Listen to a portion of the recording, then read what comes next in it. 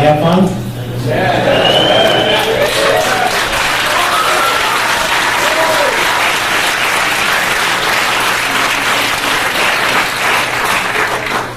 Thank all the red shirt people, because they certainly did a job and a half. We had people come that we never even saw before that manned booths for 18 hours, and just were incredible people. I want to thank you all. You made this thing happen. And I'm sorry for all the craziness, especially registration and all the snafus with the network, but that's what it's all about. That's what it's all about, and I think we came through it pretty well. Yeah, I did. Well, what's that?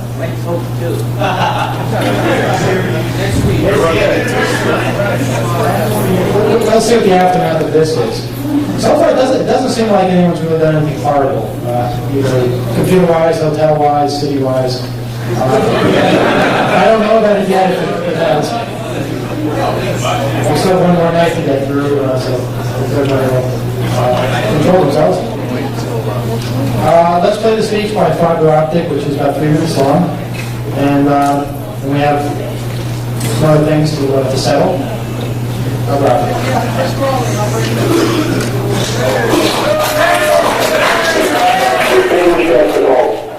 There is with much regret that I am unable to attend this most important conference. A Connolly federal prisoner being held in Schoolfield, Pennsylvania, a convict. While this fact remains difficult for me to grasp, it was not at all difficult for the judge and the prosecution to put me here to serve as an example and to send a message. Those are their words, not mine, words that I'll never forget. You see, I can't just run around with mastery of esoteric technical knowledge, showing others how things work, where the problems are, and educating. That would be in direct conflict with truth, justice, and the American way, or in other words, deception, ignorance, and greed. Let's toss in national security for good measure. In the government's eyes, we should all be silent. The passive, submissive public needs to be maintained at all costs so that technology can be used against us to control us. I mean, it would be embarrassing if our nation's young adepts, hackers, were able to accomplish as much as we have. That would make national security a laughing stock. Of course, wonder as to why such a useful and potentially beneficial asset remains one of the greatest ways to be served in this country and elsewhere. So the message I get from my sentencing and continued mistreatment is one of fear and ignorance. We're the government, we will make you suffer. In this horrible and spirit-breaking purgatory, one has plenty of time to think. I think back to my childhood when Saturday morning cartoon words told us that knowledge is power. They never warned us about getting too smart, that then would be considered a threat. We'd be made to look like criminals or even terrorists. The most dangerous lesson we would learn when we were older. Now, all of you in attendance on this most momentous of occasions are here for a key reason: communication. Communication is of the utmost importance in avoiding misunderstandings, furthering education, and working together to solve the problems we face. Persecution and imprisonment of hackers is both mindless and pointless, and only leads to anger and resentment. The former reaction on the part of corporations and governments is deplorable and detrimental to everybody. What makes us hackers is that we share a common bond. We're explorers, all of us, seeking to understand the mechanisms of technology in the world around us. Only then can we understand where we've been and where we're headed. In these difficult times, we must stand united. There are too many real problems and real enemies to face to be getting involved in petty foolishness and inflicting damage or scheming for monetary gain. These acts are always at the expense of our fellow man and a damaging blow to our integrity and esteem. If your motivations are genuine and your actions are noble, you can do no wrong. Those who came before us sought to make the world a better place, to use their knowledge to serve the greater good. It is imperative that we maintain this tradition, and we must never lose hope.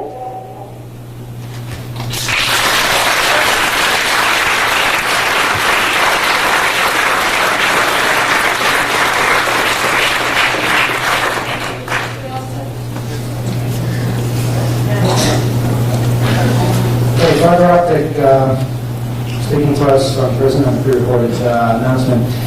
Hey, we made the New York Times.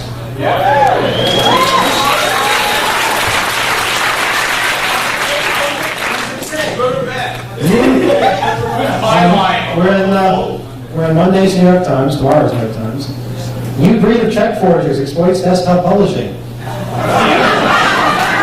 Front page. No, actually, how about this? Woodstock 94 ends mired in mud and discord.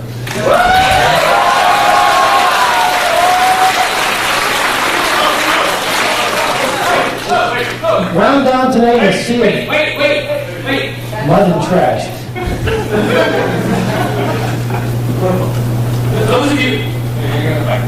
Those of you who read Stuart Baker's comments at the CFPI for the reprinted Wired, now that we had the second Woodstock, I feel obligated to assign you all trig homework tonight.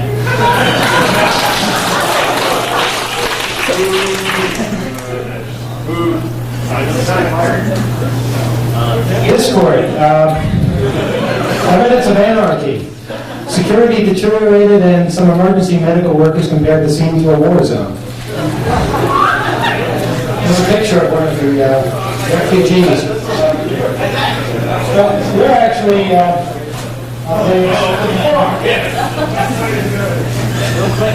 B3. Freakers take a swipe at turnstiles and 9X. And the short article, kind of funny. Rich the Rebel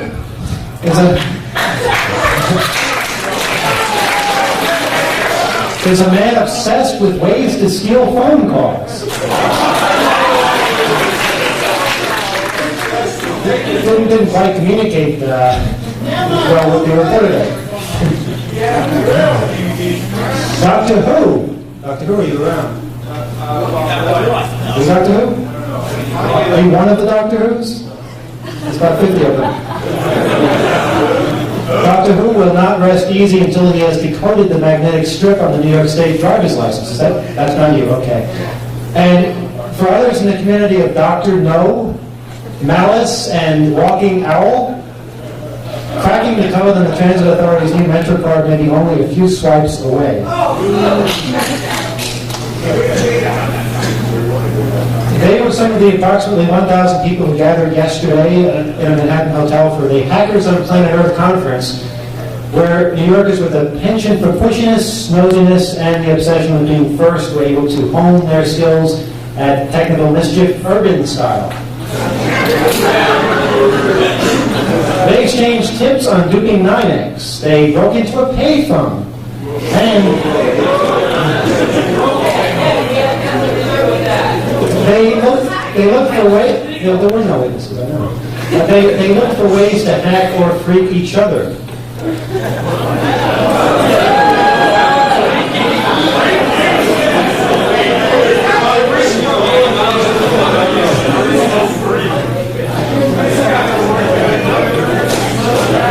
Now, for those of you that want the definitive definition of hackers here, they're nice enough to tell us. Hackers use their computers to break into other people's systems. Phone freakers do the same thing with telephone switches.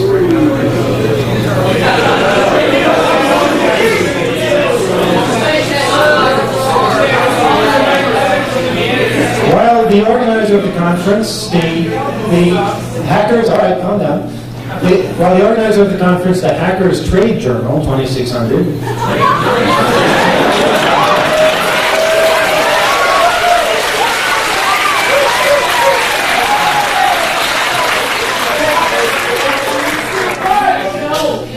the word zine is not in the New York Times dictionary of words. The organizer said it did not condone nefarious activities. What hackers do is often illegal, and government agencies and companies generally loathe them because they cost them money and occasionally secrets. On the conference agenda, sometime before the seminar on lockpicking, was a group discussion on how to crack the code on the Metro card, the new plastic card recently introduced in dozens of subway stations. Did we crack it? I don't think we... Well, I don't know. Yes, we did.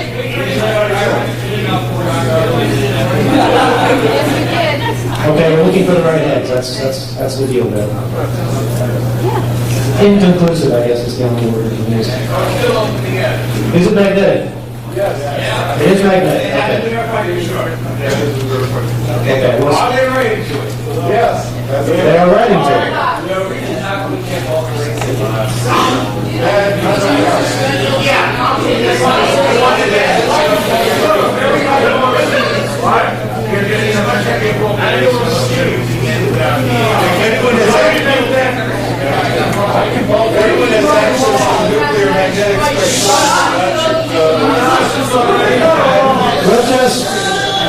We'll just say that it's still under discussion. A New York City Transit employee attending the conference who insisted on anonymity explained that some of the ways to emulate the card contained the magnetic strip on the card, which releases a turnstile and swipe along a slot on its side. The transit employee said that while he thought no one was yet close to cracking the magnetic code, he did know of a man who tape recorded the sound, quote-unquote, heard by the turnstiles on an 8-track tape, and then sliced it and put it on a card the same size. While his new card did gain him entry into a station, he said he was also arrested. So much for that. No one from the Metropolitan Transportation Authority, parent agency of the Transit Authority, could be reached last night for comment.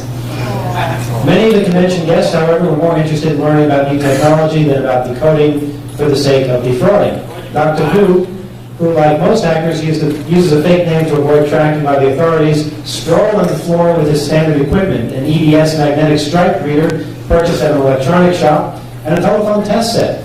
He ran New York driver's licenses through the reader, pondering the 6-digit number that kept coming up. "I want to see into the darkness of the magnetic strip," he said gravely.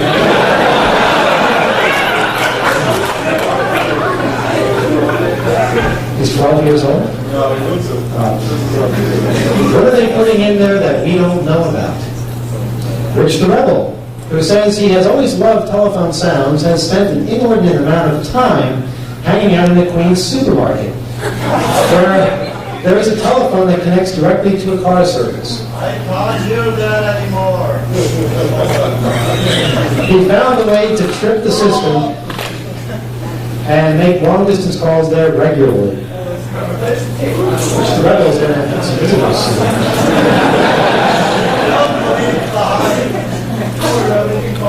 I think Rich deserves one of our prizes. A pocket coder for use with the Uniden microcassette entry machine. I'm told that you can use these things to, well, you can modify, you can add to them. You can make them like all kinds of different things.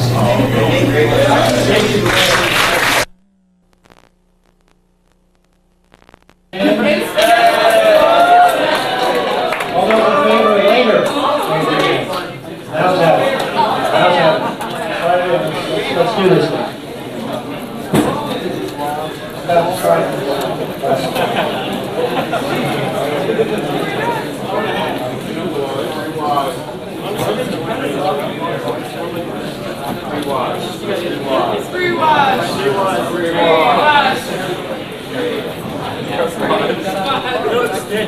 This will all give you a real idea of Rich the Rebel. Go ahead, set this one up for us.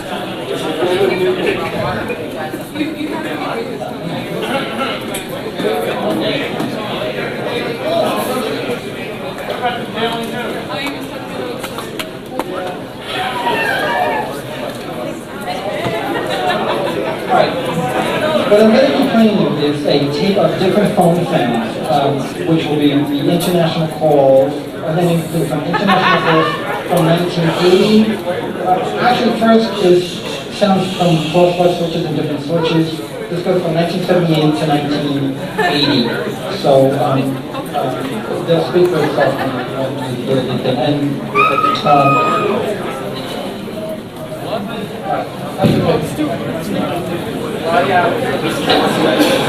Tape of the whole contents, different phone sounds from the late 70s and early 80s.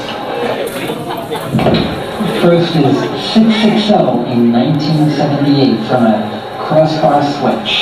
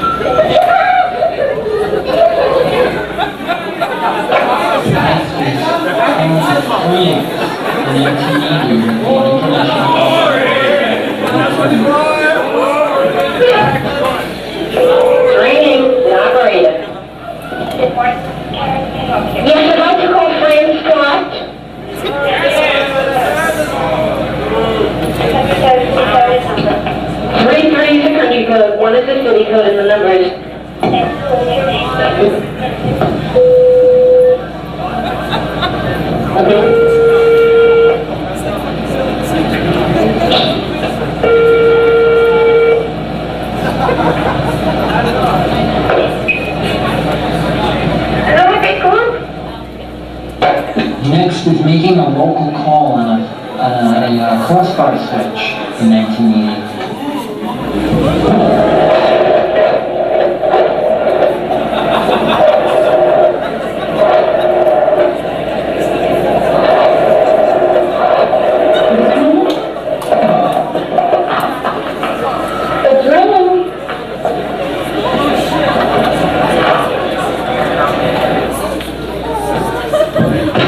Next is the operator in 1980.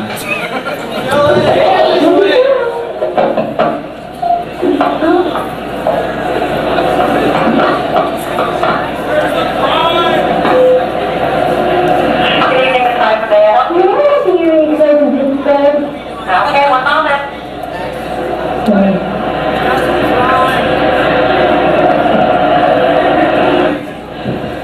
That's Pennsylvania, right? Yeah.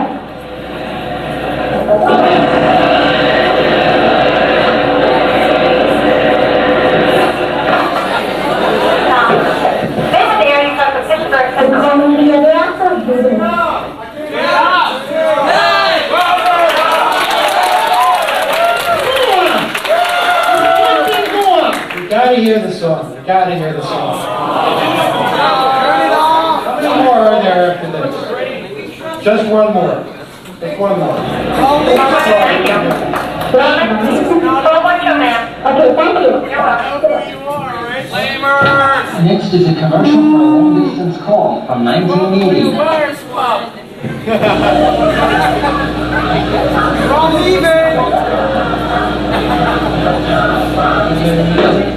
That was the Reach Out and Touch Someone commercial part of it.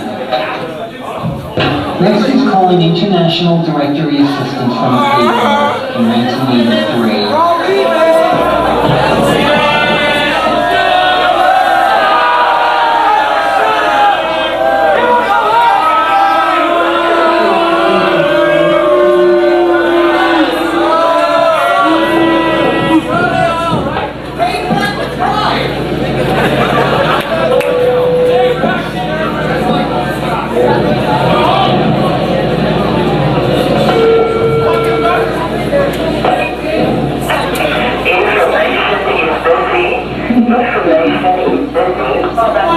Thank you. Okay, the grand finale. The Ceremonies is a little song that we made up in 1980 called the Telephone Song.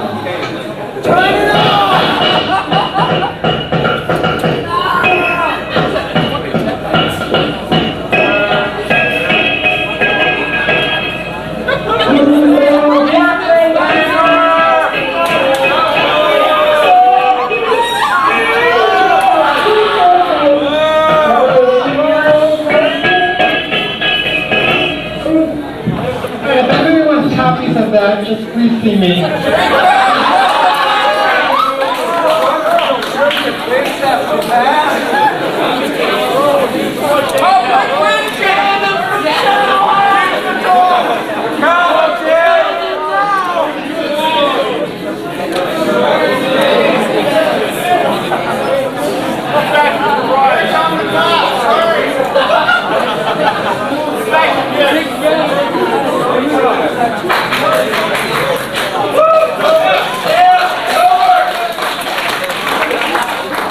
I've never been so speechless in my life. That really should have been the last thing, because I don't know how to follow that up.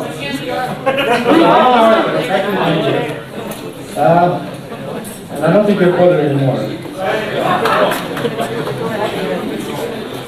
Okay. Actually, yeah. Okay, you hang out in the supermarket. And he is quoted, actually. I want to tell someone at 9X that there are loopholes in their system, he said, but I just don't know who to go to. Anybody have a suggestion?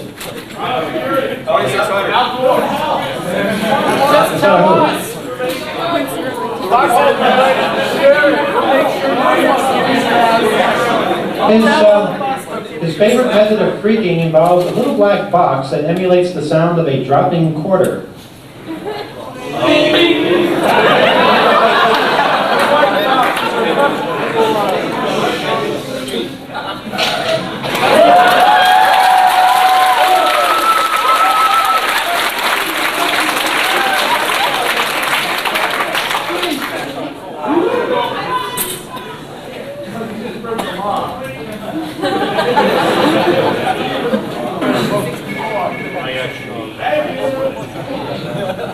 Which tricks the machine into connecting calls he has not paid for. He really wants to clue 9X in on this. Really.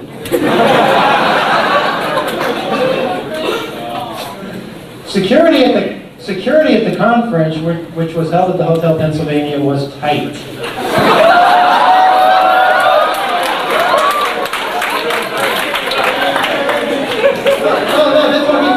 Those attending had to wear badges bearing their photos and email addresses at all times. And volunteers pounced on guests the minute they walked through the doors leading to the conference room, demanding identification. Did he do that?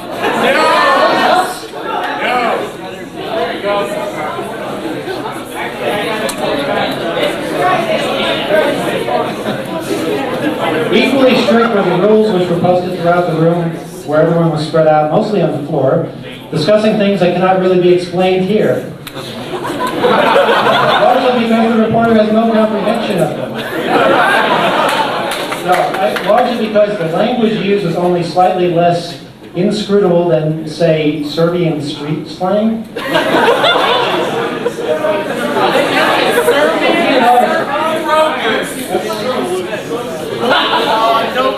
Jennifer Steinhauer, who I think is trying to write a novel here.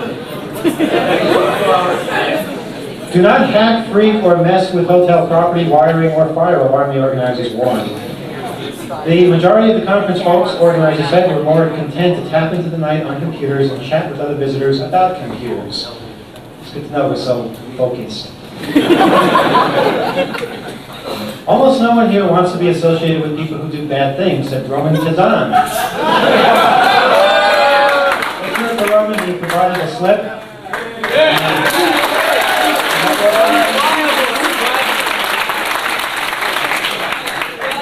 He was in charge of the internet functions. We are really just techno freaks. That's it.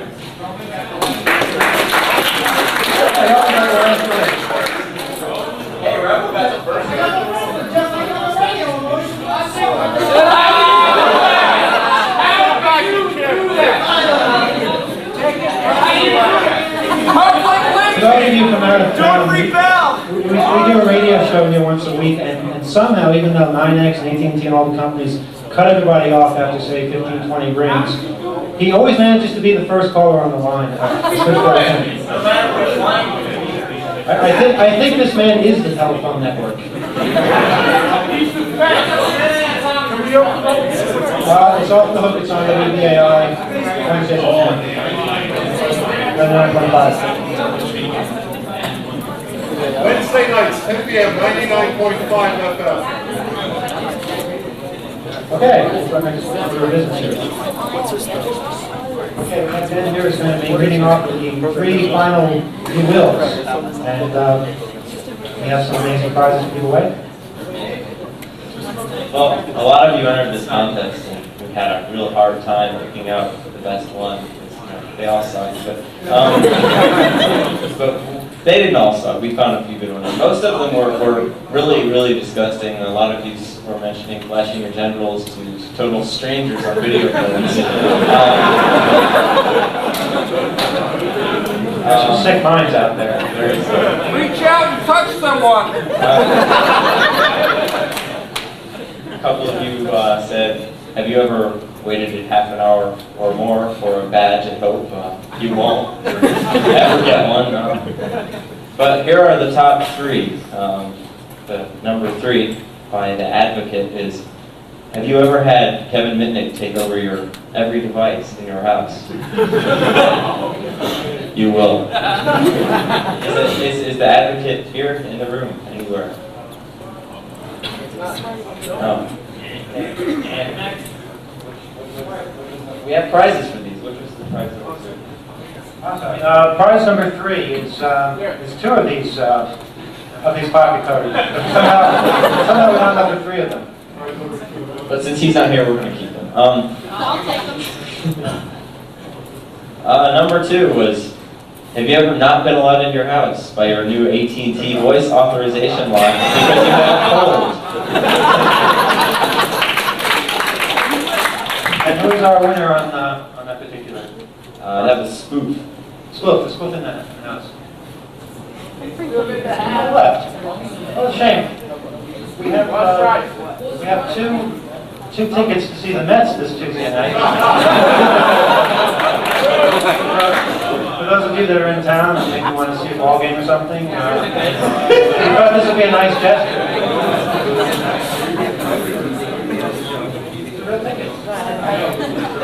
Eight for these.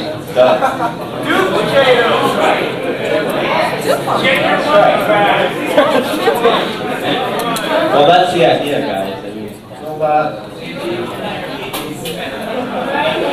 Game starts at 7:40 p.m. on Tuesday. If anybody. For the good seats. And number 1, which was the best you will, is, have you ever really wished you could go back to a couple of tin cans on a string?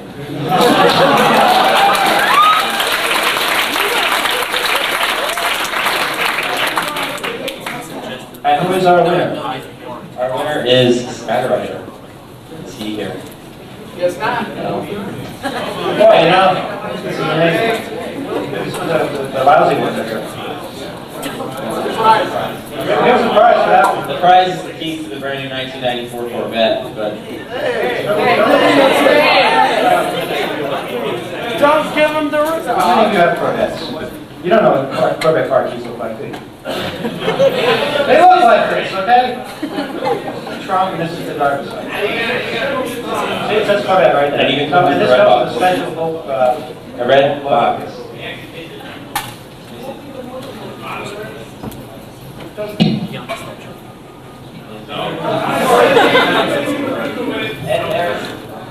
Don't giving away red boxes. There is a crystal on it. Right here, see? Crystal. All right, now we also have had people that have been trying to get into our system, and somebody succeeded. Well, they're going to tell us how, because they're really the grand prize winners of this particular conference. And no, they are here. And in fact, at one point, I think we forgot what the password was, so we needed them to set us back into group. Are they here? Yeah. All right, come on up and tell us what the hell you did. Please do it back on this.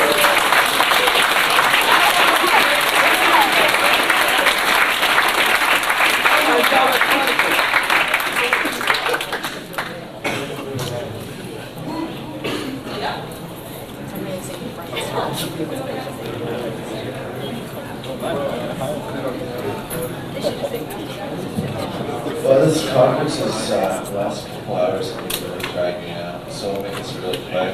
Louder. Sorry, this is Alan Warren, Biohazard, Panzer Boy, and I'm Pluvius. This has been really dragging out, so I'll try and go real quick. First time we did it, we used race condition and bin mail, and as someone pointed out in the Mod D, we did use a script. However, we did do some pretty serious modifications to it. And the second time we used courtesy of Roman, his nice little menu program for escape was set you and root, and so we just had to read files and write them back.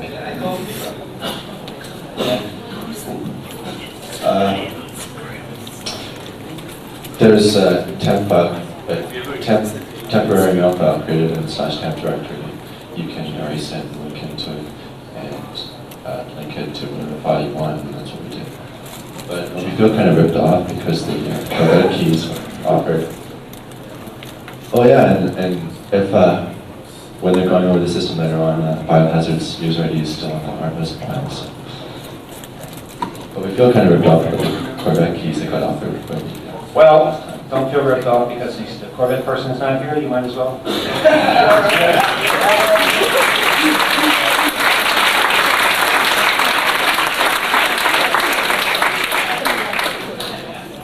And hell, take the next tickets.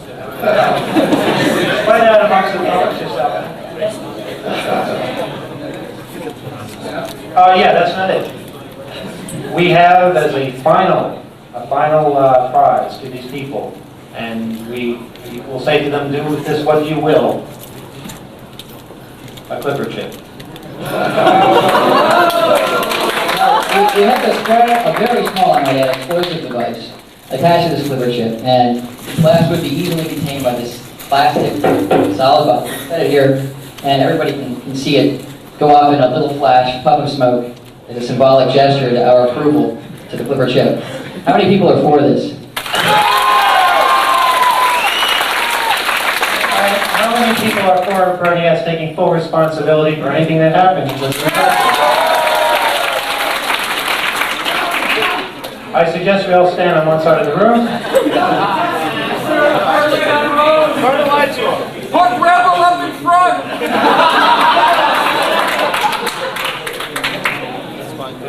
How many think we should get free shirts and Packaroo? Yeah? Come on. More? Yeah, free shirts. There we go. Yeah. Free staff shirts, too. Yeah. We got popcorn. That's going to go fun. You don't do that. That's going to be everybody like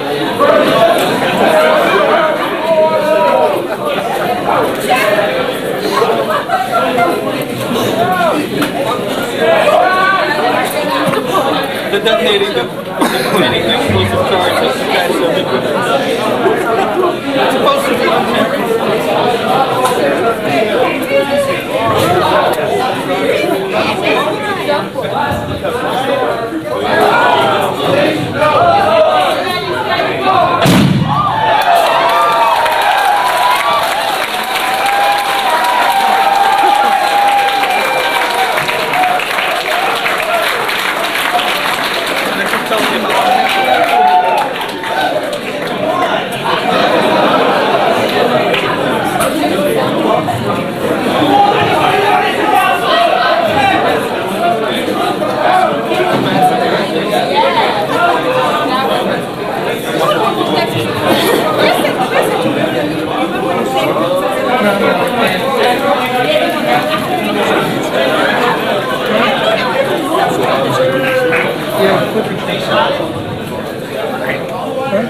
We still have the shirts, yeah.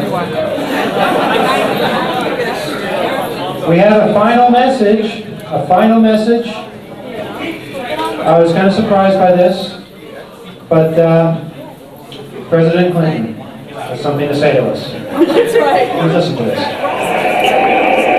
My fellow Americans, I end tonight where it all began for me. I still believe in a place called hope. God bless you, and God bless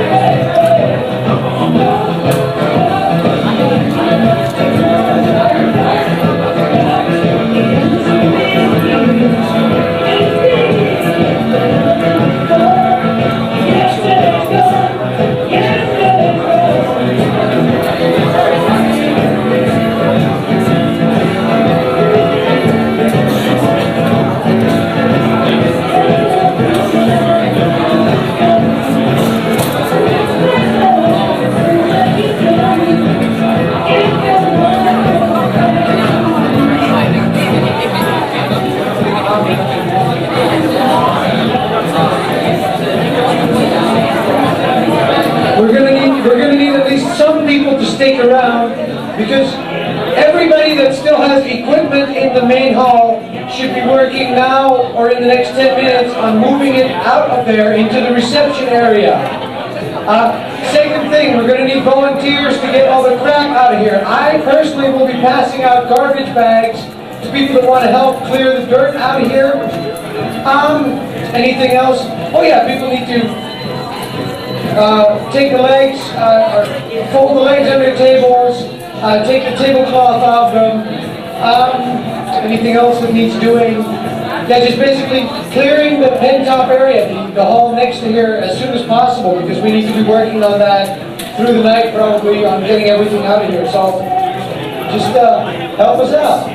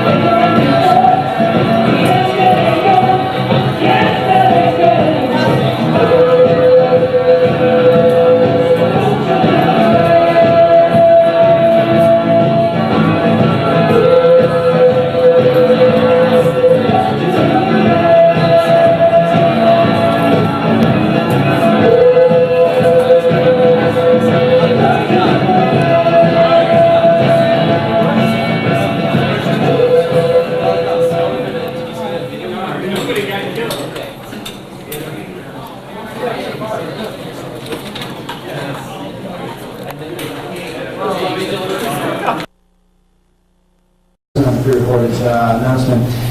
Hey, we made the New York Times.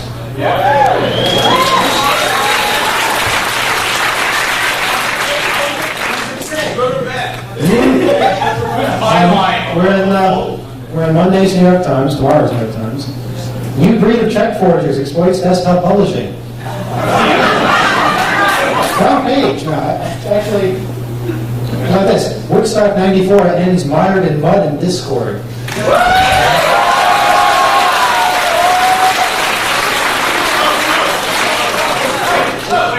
Round down today to see it. Wait. Mud and trash.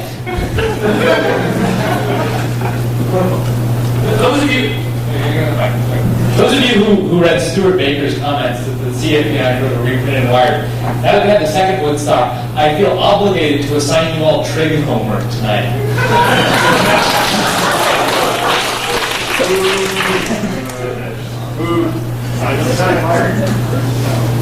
Discord. Evidence of anarchy. The government is deplorable and detrimental to everybody. What makes us hackers is that we share a common bond. We're explorers, all of us, seeking to understand the mechanisms of technology in the world around us. Only then can we understand where we've been and where we're headed. In these difficult times, we must stand united. There are too many real problems and real enemies to face, to be getting involved in petty foolishness and inflicting damage or scheming for monetary gain. These acts are always at the expense of our fellow man, and a damaging blow to our integrity and esteem. If your motivations are genuine and your actions are noble, you can do no wrong. Those who came before us sought to make the world a better place, to use their knowledge to serve the greater good. It is imperative that we maintain this tradition, and we must never lose hope.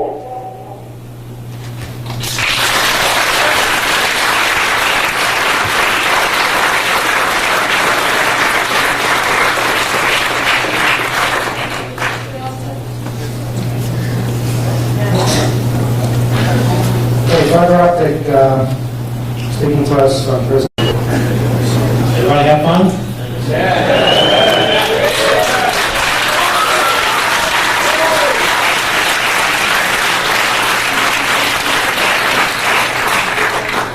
Thank all the red shirt people, because they certainly did a job and a half.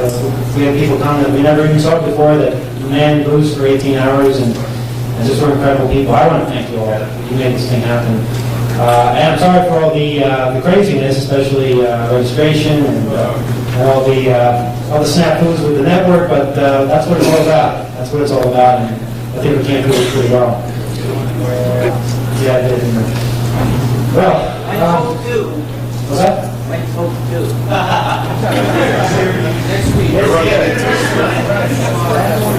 Let's see what the aftermath of this is. So far, it doesn't seem like anyone's really done anything horrible, either computer-wise, hotel-wise, city-wise. I don't know about it yet if it has. We still have one more night to get through, so everybody will control themselves. Hackers were able to accomplish as much as we have. That would make national security a laughing stock. Cause wonder as to why such a useful and potentially beneficial asset remains one of the greatest ways to be served in this country and elsewhere. So the message I get from my sentencing and continued mistreatment is one of fear and ignorance. We're the government, we will make you suffer.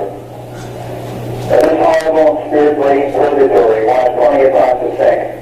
I think back to my childhood when Saturday morning cartoon boards told us that knowledge is power.